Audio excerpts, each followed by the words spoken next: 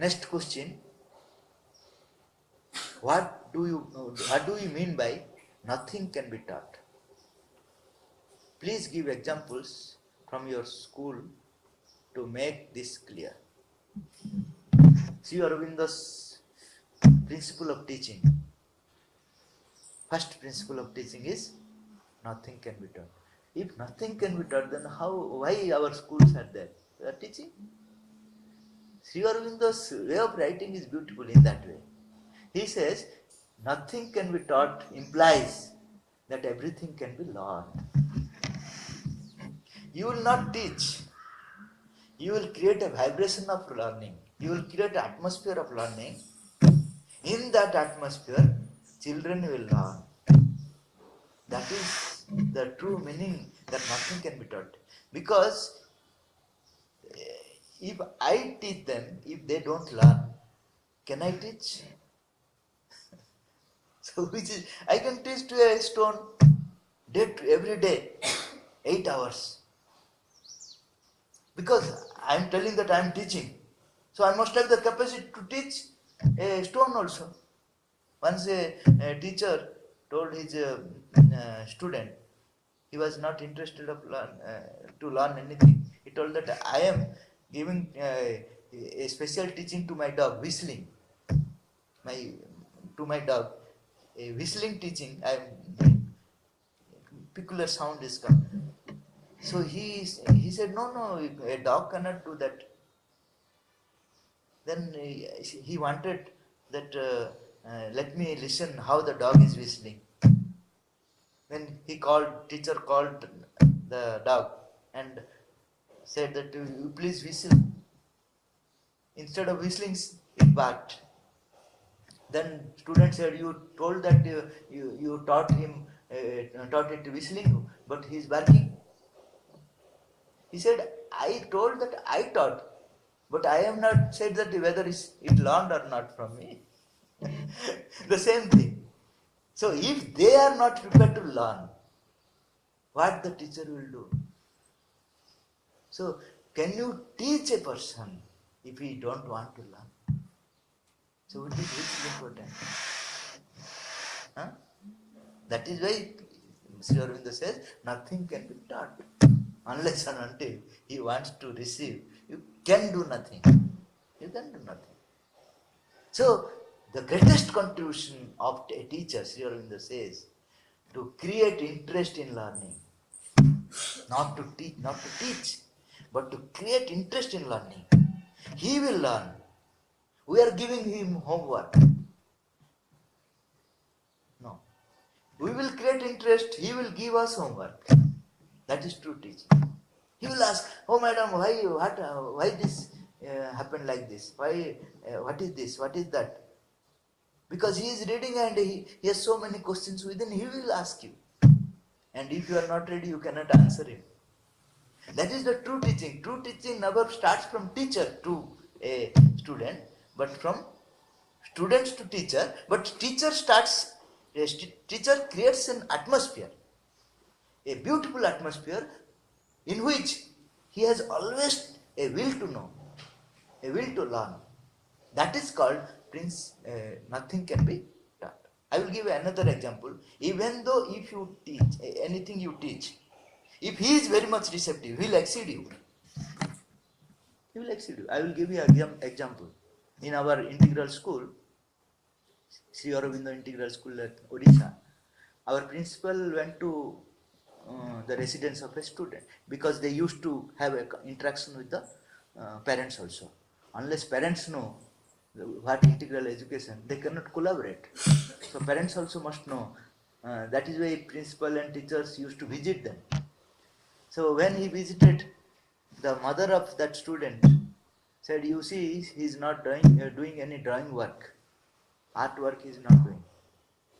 I wanted that he should do these things. The principal told, no, he is the all-rounder, he is doing everything. Then she said that, okay, let us test now, whether he is actually doing or not. Principal said, okay, you bring a paper and pencil. And knowingly he gave simple drawing so that he can prove that he knows. He told that draw a fish picture. Very simple. Just you can draw like this and put a eye in between. Okay. But what he did some waves, simply some waves on the paper. The mother said, you see, simple fish he could not able to do. What you are teaching him? He also was astonished. Principal was also astonished. What? I have told you fish, but what you are doing some curves on the paper? He asked, that child asked, that what you have told me, whether is it a dead fish or a living fish? Tell me. I have drawn a living fish. This is water. In between, living fish will not be in the outside, no? That is in the water. If you want to see, you go into the water, you will find my fish. Everybody astonished. Where this knowledge came from? They will exceed you if you create an atmosphere of learning. Because there is a divine vibration. Divine will be teacher for him, not human being. This is what integral education. Integral education is not like other educations where we feed and feed and feed. That's all. Our job is over. Whether they digest or not, it matters little for us. So that is not the thing. That is called nothing can be taught.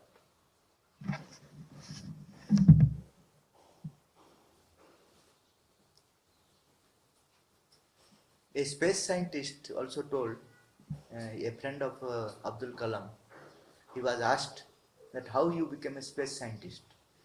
He said, not in the classroom. A window was opened in my classroom. I was looking outside. A beautiful bird was flying. I imagined as if I was also flying, and I became a space scientist. So you see, no classroom teaching is helping anyone. You should get inspiration, that's all. For that, a window is enough. So beautiful atmosphere you have to create. In that atmosphere, they will learn. That is the whole thing. Nothing can be taught. What is the role? Sri Aurobindo says, I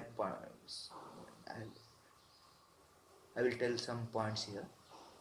One is, he shows the way. Teacher shows the way. He never interferes. Second is, he inspires the child and to observe. Third is, he creates interest in learning. Fourth is, he shares his lived experiences in the body language, the spoken word, the vibration of the sound. Transmit his own way of living to the child, to the student. He must be a living example for the student. He awakens the inner sensitivity, feeling of easiness and uneasiness to know about his real progress. Whether he is really progressing, then he will have a delight within. If he is not progressing, some sense of uneasiness will be there. Oh, I am not progressing. That sense will guide him.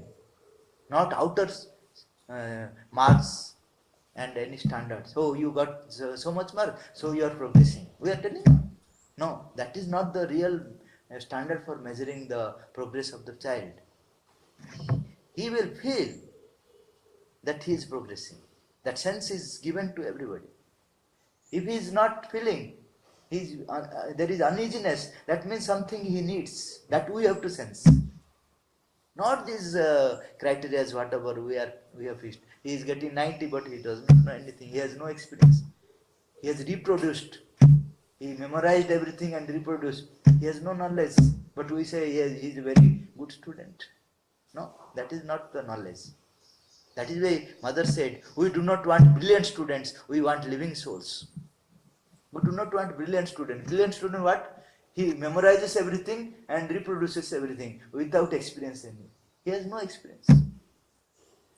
Living soul means everything he is experiencing, and whatever is coming, it is coming from within.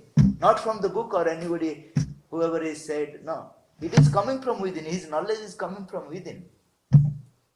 So that is what we have to a teacher must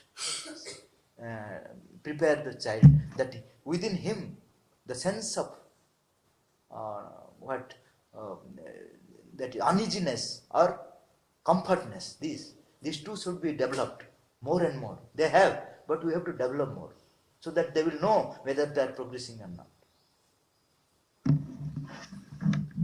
He brings down from the domain of intuition the true knowledge and spreads over his class. That is very important. Mother used to do in her ashram.